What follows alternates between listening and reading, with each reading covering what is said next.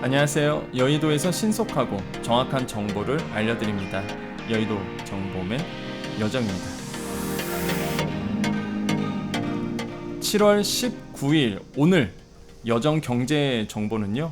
금리 인하 요구권에 대해서 말씀드리겠습니다. 금리 인하 요구권, 바로 여러분 입장에서 또한 금융 소비자 입장에서 내 금리가 너무 높아요, 낮춰주세요 라고 요구할 수 있는 당연한 권리입니다. 근데 많은 분들이 이 금리나 요구권을 잘 모르고 계시고요. 특히 오늘 제가 이 금리나 요구권을 이야기한 이유가 있습니다. 여정 정보는요, 아시죠? 매일매일 꼭 알아야 될 내용을 알려드리고 있는데 매일매일 드리고 있죠. 다 이유가 있기 때문에, 그때 핫한 이슈기 때문에 말씀드린 거거든요. 그래서 금리나 요구권이 뭐고, 그 다음에 지금 왜 사용해야 되는지를 말씀드리도록 하겠습니다. 자, 시간 없으신 분들을 위해서 요약 설명 바로 들어갑니다. 우리 시니어 분들을 위해서 요약 설명 드려요. 자, 금리 인상기입니다. 그래서 금리 인하 요구권을 적극적으로 활용을 해주셔야 되겠고요. 지금 대출 금리가 7%된 190만 명 원리금도 못 갚는다, 이런 예가 나오고 있습니다. 그래서 지금 대출 금리 7%대 될 것 같거든요. 당연히 지금 6%대거든요. 그래서 아마 충분히 7% 넘어가고요. 뭐 8%도 나올 수도 있다. 그러면 190만 명은요, 뭐 대출 원리금도 이제 못 갚게 되는 굉장히 최악의 상황으로 갈 수 있습니다. 그런데 반대로 4대 금융지주는요, 상반기에 최대 순이익을 얻었습니다. 이게 약 9조 원 정도로 추정하고 있거든요. 엄청난 수익을 지금 얻고 있습니다. 한마디로 예대 마진이죠. 예금, 그 다음에 이제 대출금리, 대출금리를 통해서 사실 많은 이익을 얻고 있습니다. 그래서 한쪽에서는 대출금리가 너무 높아서 문제고, 또 한쪽에서는 최대 이익을 올리고 있고, 참 뭐 그거 가지고 뭐라 할 수는 없겠지만은, 그래도 이런 상황이 있기 때문에 여러분께서 금리나 요구권을 강하게 은행에다가 요구하면서 여러분의 금리를 좀 낮춰주시기를, 오늘의 내용의 핵심인데요. 자, 우리 좀 자세하게 알아보겠습니다. 여러분, 금리 인하 요구권, 다시 한번 말씀드리지만 이럴 때 좀 사용할 수 있어요. 개인 같은 경우에는 취업을 했다든지 승진을 했다든지 재산 증가 또는 신용 평점 상승이 있었다. 그래서 신용 상태가 개선이 됐다라고 인정되는 경우에는 여러분께서 금리나 요구권을 신청할 수 있습니다. 그렇게 되면은 은행에서 자체적으로 심사를 보고요, 금리 인하를 해줍니다. 그리고 강하게 요구하셔야 돼요. 이거 무시 못하거든요.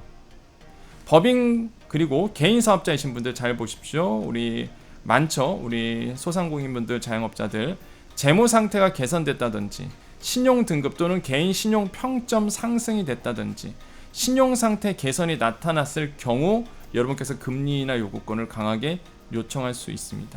요구하셔갖고요, 당당하게 금리를 좀 내려받았으면 좋겠다라고 말씀을 드립니다.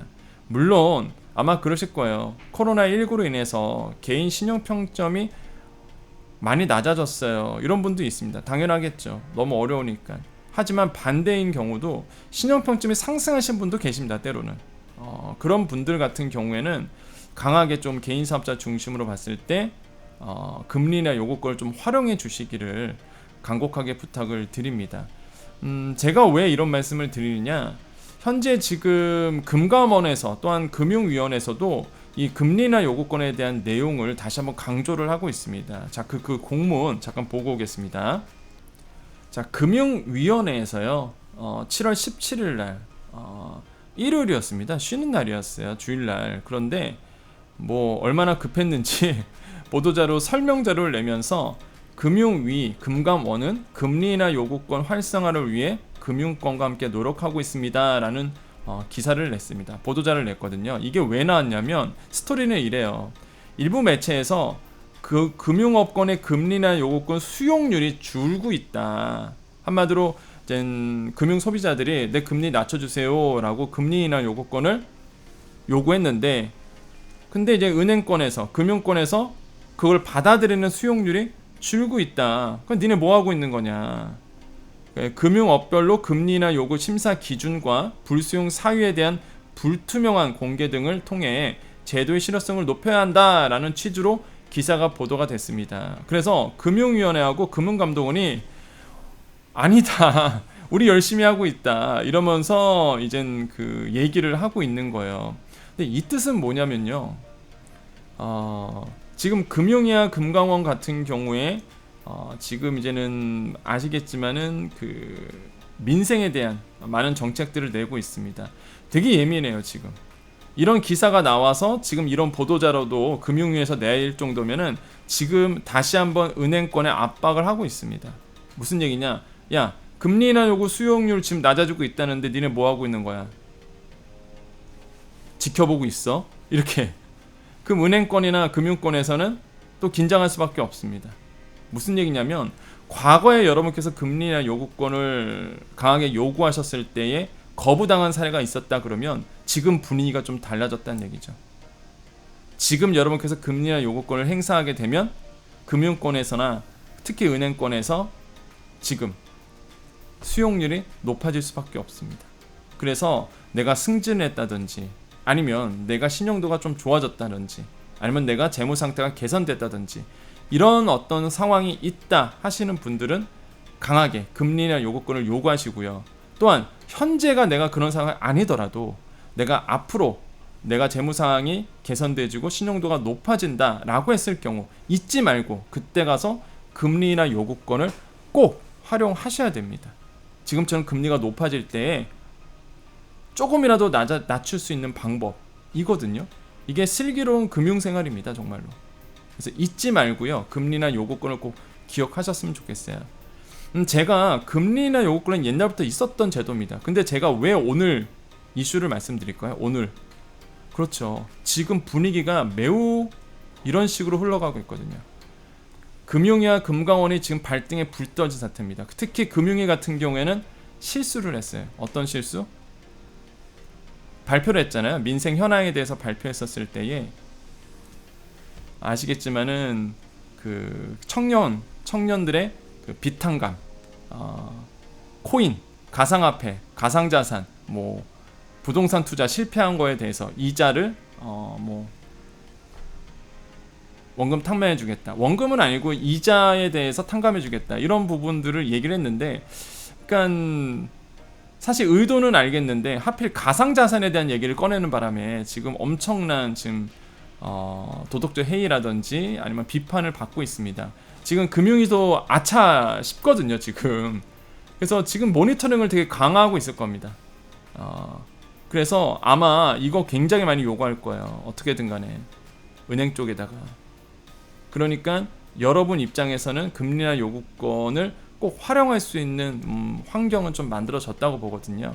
그래서 지금의 이슈와 이렇게 맞물려 있어서 제가 다시 한번 좀 여러분께 말씀을 드리는 겁니다. 여러분 충분히 이해하셨죠? 자, 지금의 좀 상황 좀 보겠습니다. 여러분 그냥 상식적으로 알아두세요. 7월 19일 봤을 때요. 대출 금리가 이제 7% 된다 그러면 190만 명 대출 원리금도 못 받는 상황으로 가고 있습니다. 자, 금리가 3%포인트 상승 시 가계대출에 미치는 영향이라고 해서 이제는 연구 결과가 나왔는데, 자, 현재입니다. 140만 명이 DSR 70% 초과라고 해요. DSR이 뭐예요? 총부채 원리금 상환율이죠. 한마디로 내가 대출을 받았어요. 거기서 이제는 원리금 상환액이 내 소득에서 몇 퍼센트를 차지하느냐. 한마디로 내 소득에서 최저생계비를 제외했을 때 원리금을 감당하지 못하는 대출자가 DSR 70% 초과 정도 되신 분들인데 140만 명인데 이게 3% 금리가 3%포인트 올라간다 그러면 190만 명으로 늘어간다는 얘기입니다. 그러면 DSR 90% 초과하신 분들은 소득에서 소득세와 건강보험료만 빠져도 원리금을 못 받는 대출자들이에요. 한마디로 DSR이 90% 초과다 보니까 이런 분들이 120만 명 된다는 얘기입니다. 그래서 이렇게 된 거예요. 190만 명 대출 원리금도 못 갚는다. 이런 분들은 뭐야? 원리금 못 받으면 파산이겠죠. 대출 금리가 지금 굉장히 압박으로 다가오고 있고 가계대출 굉장히 지금 심각한 수준이다. 그래서 금리는 계속 올라갈 겁니다. 그래서 지금 뭐 상황이 녹록치 않다라고 말씀을 드리겠고요.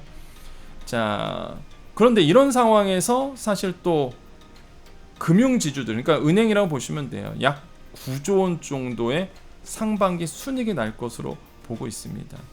지금 금융권에 따르면요, 올해 2분기 실적을 이번 주 후반 이제 공시를 하는데, 시장의 컨센서스, 그러니까 이제는 전망치입니다.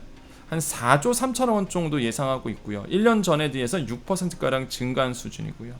1분기 순이익을 1분기 순이익과 이미 1분기 순이익은 발표가 됐죠. 4조 5천억 원. 이거와 2분기 컨센서스를 더한 상반기 순이익은 한 8조 9천억 원 정도 기록할 것으로 보고 있습니다. 상반기 기록한 역대 최대치를 넘어갈 것으로 보고 있어요. 지난해 상반기 기록했던 거. 그러니까 이렇게 보시면 돼요. 은행은요, 지금 사상 초유의 정말로 많은 순이익을 얻고 있습니다. 예대 마진이거든요. 아시겠지만은 대출 금리를 통해서 얻어들이는 수익들입니다. 저는 그렇게 봅니다. 금융사들도요, 고통 분담해야 된다고 보거든요. 저는 은행들도.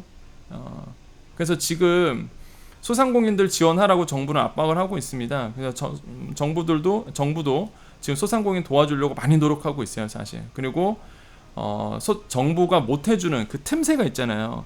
그런 것들을 이제 금융권에서 좀 맡아서 해결해 주기를 이렇게 얘기를 하고 있는데, 금융권에서는 이제 관치주의다, 관치금융이다 이런 얘기를 합니다. 정부가 개입을 한다는 거죠. 근데 저는요, 은행들도 공공의 역할이 있다고 좀 보거든요. 지금 소상공인들 파산 직전에 와 있습니다. 정말 힘들어요, 소상공인들. 그럼 정부가 도와주지 못하는 부분들은 당연히 은행들이 나서서 먼저 도와줘야 된다라고 생각을 해봅니다. 은행들이 가지고 있는 공공성이 분명히 있거든요. 뭐 자영업자들 비탄감에 대해서 많이들 뭐라 하시는데, 사실 코로나19 때 가장 피해를 받았던 계층이 소상공인이고요. 그리고 비탄감이 전부 되는 건 아니잖아요. 정말 어려웠던 연체가 굉장히 길게 일어났던 90일 이상 일어났던 연체는요, 거의 그거는 말 그대로 그냥 사고난 채권이잖아요.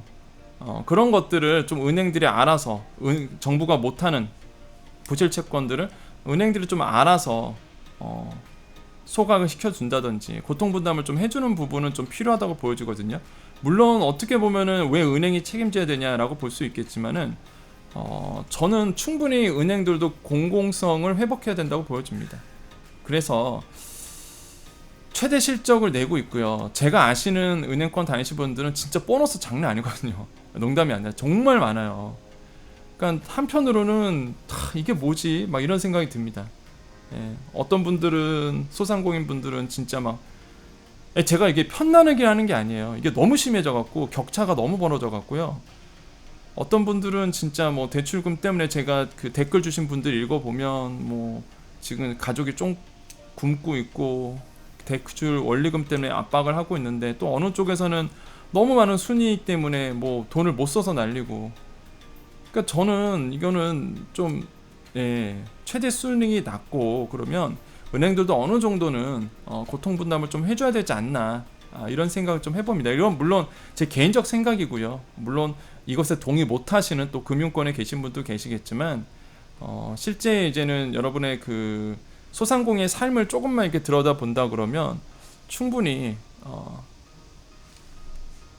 은행권들도 금융권들도 이러한 어려움에 동참을 해줘야 된다고 보여집니다. 왜 제가 자꾸 강조드리냐면, 앞으로 이제 여러분께 지원 정책들이 많이 쏟아질 거예요. 그게 직접적인 지원 정책, 현금을 주는 정책이 아니라 지금 정부가 하고 있는 이런 어떤 빚에 대해서, 부채에 대해서, 부채 상환에 대해서 여러분이 짊어지고 있던 그 무게를 덜어드리고자 지금 노력을 하는데, 장담하건대 은행권이 동참하지 않으면 그게 힘들거든요. 그게 안 되거든요. 지금 은행권들이 알아서 동참을 해줘야 사실 정부가 추진하고 있는 소상공인들의 뭐 원금 탕감이라든지 아니면은 뭐 짊어지고 있는 부채의 빚을 어느 정도 해결해 줄 수 있는 게, 금융권이 동참하지 않으면 성공하기 힘듭니다. 그렇기 때문에 제가 지금 얘기하고 있는 것이죠. 그래서 여러분께서 관심을 많이 가져주셔야 됩니다. 제가 자꾸 강조드리는 거는요, 일시적인 지원금보다 이렇게 지금 정부가 하고 있는 민생경제, 여러분의 짐을 덜어들이고 하는 게 더 효과가 커요. 더 여러분께 혜택이 많이 갑니다. 이거 성공해야 되거든요, 정말로.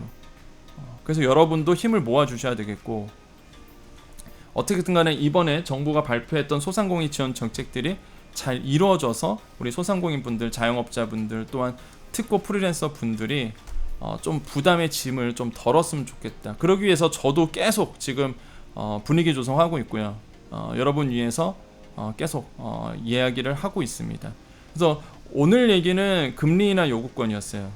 그래서 적극적으로 좀 활용해 달라. 그리고 현재 상황들, 현재 소상공인과 자영업자와 관련된 금융 지원 정책에 대한 현황들을 조금 정리해서 말씀드렸습니다. 자, 오늘 여기까지 할게요. 여러분 오늘도 좋은 하루 되시고, 오늘이 지금 7월 19일이잖아요. 지금 또 장사 준비하시러 계신 분도 계실 거고요. 또한 또 남는 시간 또 저랑 같이 오늘 정보는 뭐지? 라고 해서 보시는 분도 있고, 또 오늘도 공부해야지 라는 마음으로 또 보시는 분도 계실 거고, 요즘 어떻게 돌아가나 이런 생각에 또 보시는 분도 계실 것 같습니다. 그래서 꼭 소상공인과 자영업자 얘기뿐만 아니라 정말로 많은 분들이 경제에 관심이 있다면 꼭 보셔야 될 정보로서 여러분과 함께 하도록 하겠습니다. 자, 여기까지고요. 여의도 정보맨 여정 패밀리들, 근데 구독자 분들 남아 계시고요. 구독자 아니신 분들은 여기서 이제 영상을 멈춰 주셔도 되겠습니다. 자, 여정 패밀리는 그냥 구독자 모임입니다. 그래서 구독을 눌러주시면 돼요. 구독을 눌러주시면 우리 여정 가족이 되는 겁니다. 자, 우리 여정 가족님들 오늘 하루도 힘내시고요. 여러분 또 응원의 메시지, 그 다음에 에너지를 여러분께 드리도록 하겠습니다. 오늘 하루 이제 활기차게 시작하시고 7월 19일도 좋은 하루 되실 겁니다. 좋은 일만 있으실 거예요. 행복한 일만 있을 겁니다. 힘내시고, 지금 운전하면서 들으시는 분들 졸음운전 하지 마시고 또한 지금 남는 시간에 보시는 분들 여러분 잘 선택하셨습니다.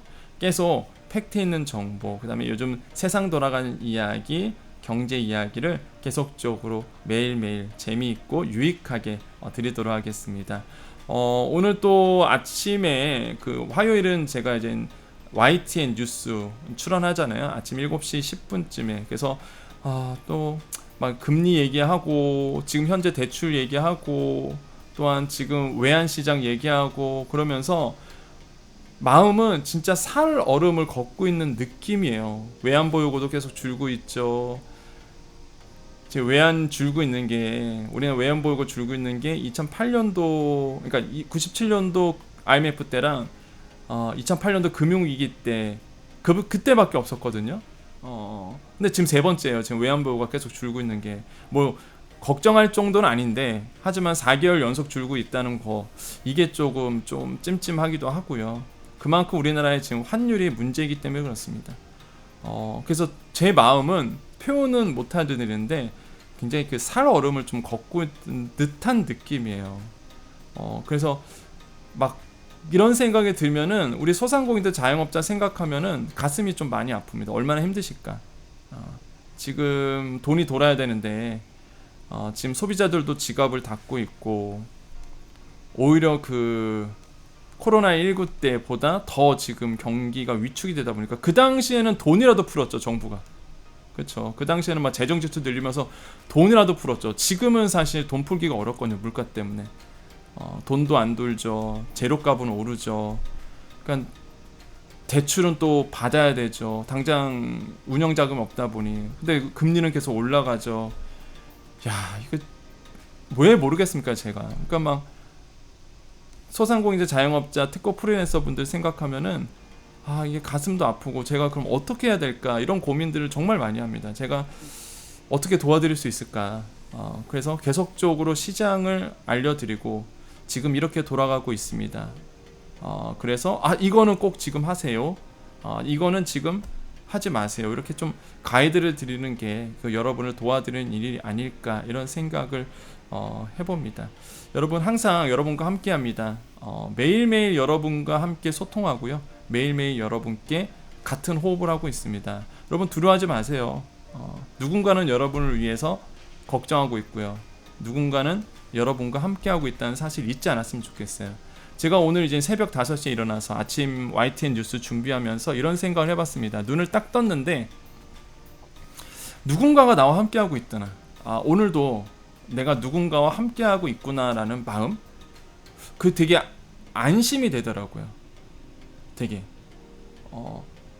저는 여러분께 그런 존재이고 싶어요. 여러분께서 눈을 딱 떴을 때 오늘 여정님이 나를 또 생각하고 있구나. 오늘 여정님이 또 오늘 어떤 소식을 준비했을까.